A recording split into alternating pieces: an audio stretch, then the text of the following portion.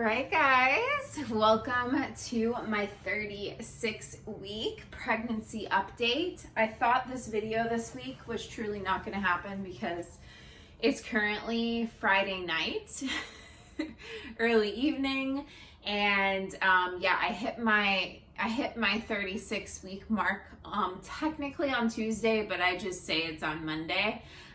So yeah, it was almost like, am I gonna do this video? But I decided to do it. Yeah, I can do this. So we'll just jump right into the physical, the emotional, and the spiritual updates for the week, and some other little updates, anything I want to share with you guys. That's kind of what these weekly updates are all about as I get closer and closer. So I always like to start off with my bump update. My head always gets cut off because I don't like to change the positioning of the camera. But here she is. Wow, I feel like I've gotten so big. Here is the side view. Here's the front view. And another side view. As you can see, she really hasn't dropped yet. Maybe just a tad, just a smidge. But she is still resting high, and I can feel her in my ribs. So that is the bump update. Having lots and lots, oh my gosh, lots and lots of Braxton Hicks like tightening sensations. The last, I would say, week or so, she's been, and this is why I can tell she hasn't like dropped, because I still like feel her a lot like close to my ribs. And the breathing is still really hard. And I was hoping that by now, maybe she would have dropped a bit so I could like breathe easier, but like the breathing has gone like next level hard. So yeah, I still feel her up very high, but I also feel her down very low. I think she's like a pretty tall baby.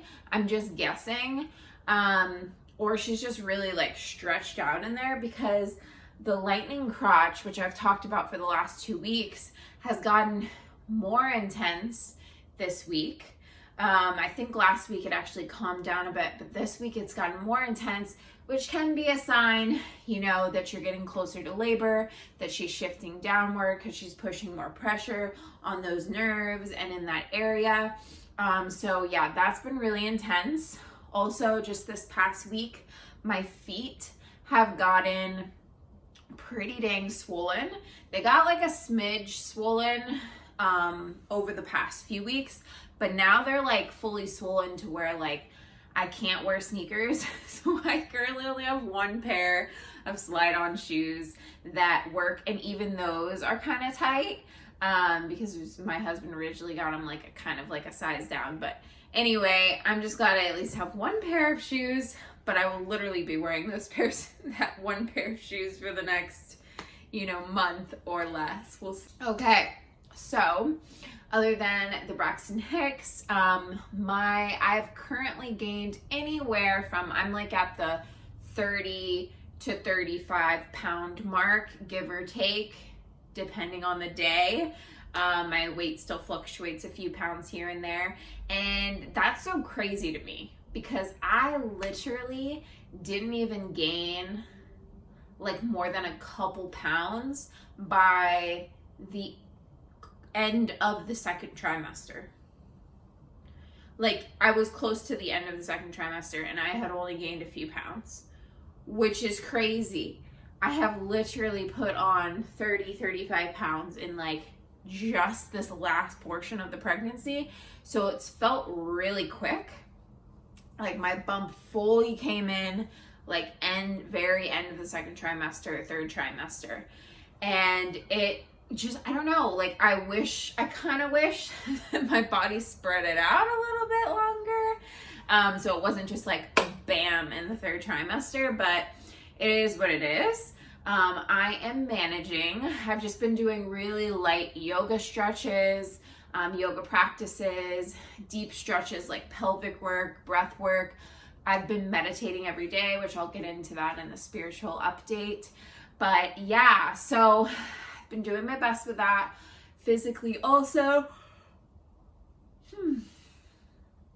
the last couple days I have been extremely hungry, which is weird because the last few weeks I have gotten really full really quickly.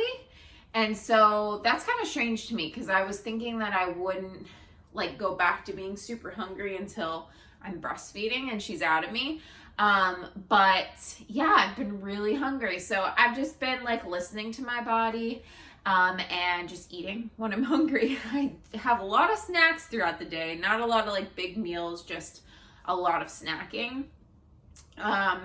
But I've been, when it comes to eating, which I haven't talked about much on here, I've been doing my best. Like, I would definitely say there are some days where I have a really good balance to what I eat, and then there's other days where I'm just like, I don't care, I'm gonna eat cinnamon rolls for dinner.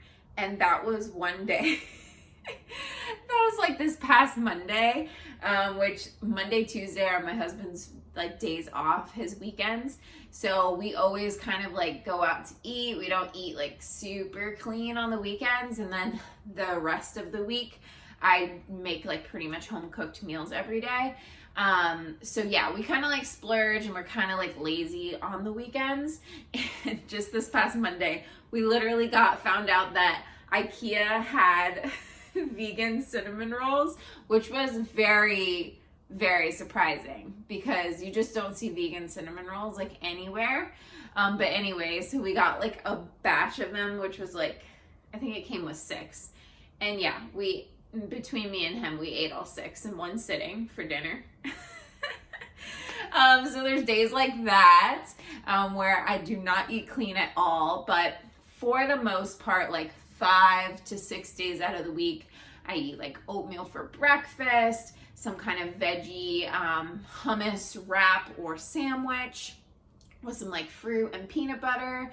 And yeah, for then lunch or for dinner, then it's typically like black bean burgers or like a veggie Buddha bowl or curry, things like that. Tonight I'm making pad thai. So yeah, for the most part, eating pretty clean. But yeah, just lots of picking. I always have like my matcha. This week, that is an update. This week, because I said I was going to start at 36 weeks. That's when they typically recommend to start doing some natural induction methods or inducing methods. Induction. So I started eating 6 to 7 dates every single day, which has been quite enjoyable. I'll put typically like 3 dates into my matcha latte or my chai latte or like a hot cocoa. Well, actually, I normally have it cold, so it's kind of like a chocolate milk kind of thing sweetened with dates. So that's an easy way to get in dates. And then I typically have like the last 3 or 4 like dipped in peanut butter, which is so good. I eat medjool dates. I do not like the deadlit. I'm just telling you right now, they're a little bit more expensive, but they're so much better. So I've been enjoying that. And then I've also been drinking anywhere from 2 to 3 8-ounce glasses of raspberry leaf tea, which that actually reminds me I haven't had any today. But yeah, so between those two, those are pretty much the only 2 things that I've started doing, keeping up with several times throughout the week. I try to do it every day, use my exercise ball and just bounce on it, do some hip circles. It's included in a lot of the like yoga / stretch exercises that I do. So yeah, I've been doing that just to try to keep my hips open. Last time, not my last appointment, but my appointment before that, they confirmed that she's head down. So she should still be in that position. But yeah, so those are some things I'm doing. That's kind of my physical update. Sleeping is just what is sleep. I do my best. Just so much tossing and turning, so much getting up to pee, so much sweating. It's really hard to like get good sleep. And I'm not really expecting to for quite some time, because when she gets here, then we'll be waking up every 2 hours. But like I said in a past video, I'm hoping that at least for the time that I can sleep, I will be able to have comfortable sleep, because I won't have her inside of me anymore. So yeah, that's kind of a physical update. And then when it comes to emotional, I would say much better. I would say much better than last week, because I shared last week I was kind of all over the place with my antidepressants, and I wasn't able to wean off them, but I'm on them now and it's good. But I will say that I have been more emotional despite being on my antidepressants. They're not miracle workers. They just definitely help level me a bit more, but I've definitely been emotional. I actually yesterday just went to my midwife appointment and it went really well. She was really nice. I'm kind of like meeting all of the different doctors still. But for some reason after the appointment, I just got like really sad. And I don't know why. Like nothing happened. I just got really sad. And I'll have like moments like that where I just feel really sad. And I think part of it is me grieving like this phase of my life. This phase of my life and my husband's is coming to an end.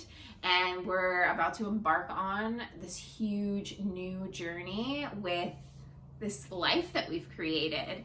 And we're going to become parents, and like we aren't going to have this as much alone time, you know, so much is about to change. And I think that I am still grieving that and it's coming to an end. But I know it's going to be beautiful. We're so excited. We've always wanted to have kids, and the time is coming. So I think it's partly that. And then obviously it's just like, as I get closer, my hormones are shifting even more. So it makes sense that I'm having kind of like a roller coaster of emotions. Some days I feel really good. Some days I have extra energy. And then other days I literally feel like I don't even want to get off the couch, but I do. But yeah, so that's kind of an emotional update. And then when it comes to a spiritual update, I have been doing really well, still staying pretty consistent with my yoga practices and meditation practices. I journal when I like feel like I want to journal. I don't always journal every single day, but I have been journaling more mixed with the meditation and the yoga, and that's felt so good. Since I've gotten to this point where I am really uncomfortable, I'm really not doing any of like my weight workouts or any like of the cardio workouts, which they do have like cardio and weight workouts for third trimester. I just like genuinely haven't felt like doing them. And with the decrease of energy, the uncomfortableness, there's like so many postures that I can't physically do. So yoga has felt so good, and I just modify, you know, obviously can't really do forward folds and I can't go as deep, but it's just been such a beautiful time to welcome in mindfulness, stretch out my body, bond with baby girl, and then following it up with a meditation afterwards has just allowed me to then completely relax. I like prop my back up with a little pillow on the couch, and I just mellow out, zone out, and then I typically will take a shower, and that'll kind of be like my night routine. So that's been really nice, and it's just been, yeah, just a beautiful way to connect spiritually with myself, with baby girl, with the world, with the present moment, that I haven't been prioritizing most of my pregnancy up until really this point. I had spurts throughout my pregnancy. I've done several yoga practices, but it's been really nice to consistently be doing it like 5 or more times a week. So yeah, that is my physical, my emotional, and my spiritual update. And as for some bonus updates, I went to my midwife appointment yesterday, and I'm supposed to be going every week, but because I got switched to this other office so last minute, like I literally got switched over to this office at 34 weeks due to my insurance switching, and they're a really busy office, I'm not able to get weekly appointments. which kind of stinks, but they don't really do much at the appointments. They're not doing cervical checks, dilation checks, anything that's unnecessary. They opt out of, which actually appreciate, because unless it's necessary, I don't see a reason to do any of those things. Just because I'm dilated doesn't mean that I'm going to be going into labor anytime soon. I mean, obviously I'll be going into labor sometime soon, but like doesn't mean that I'll be going into labor the next day just because I'm a couple centimeters dilated. It's different for everybody. So yeah, they don't really check that unless they feel like they need to. They do offer like a gentle membrane sweep at like 39 weeks if I haven't gone into labor. But I can like say no if I don't want that. I don't know. I'm just going to see how I feel at that point to see if I want to get a membrane sweep. They say it can speed up like contractions and it can sometimes put you into labor, but then for other women it does nothing. Like baby comes when baby comes. So I don't really think it's necessary. And then they apply those same rules when you're like in the delivery room. You don't have to get checked. You can just kind of let it go the way that it goes, as long as it takes. And then I got a bunch of my questions answered. She was really nice. One of them being, how long can you go over your due date till it's considered safe? And she said they typically go for like until 42 weeks, and then they suggest to get induced. So that's pretty much what I thought. I mean, I hope I don't go over 2 weeks, but we'll see. She hasn't dropped yet, so we will see. Other than that, yeah, I just got like some typical testing done. They tested for, I'm drawing, I think it was like Hep B, some type of bacteria, and they did a little swab, and I'm just drawing a blank. But they essentially test for it because if you have it, it can cause, like you can pass it to your baby during delivery, and then the baby kind of has to go on antibiotics. If you have it and they know that you have it now, you can start taking antibiotics, which I haven't heard back yet, but I don't know. Either way, it's not that big of a deal. I would just start taking antibiotics. Some women don't even find out about it, and the baby's totally okay. It's very rare for it to pass on to the baby. So they did that, and then yeah, I don't have another appointment for 2 weeks because they couldn't get me in for, like I said, the weekly appointments. I was trying to get fit in, but I haven't heard anything back from them. So, you know, it is what it is. I'll just go to the next appointment 2 weeks from now. But yeah, I think that is everything. The only other thing that I don't think I've filled you guys in on is that we have everything ready. Like the diapers are washed, the clothes are washed, everything is folded, everything is like organized from newborn to 0 to 3 to 3 to 6, and we even have some 9-month clothes.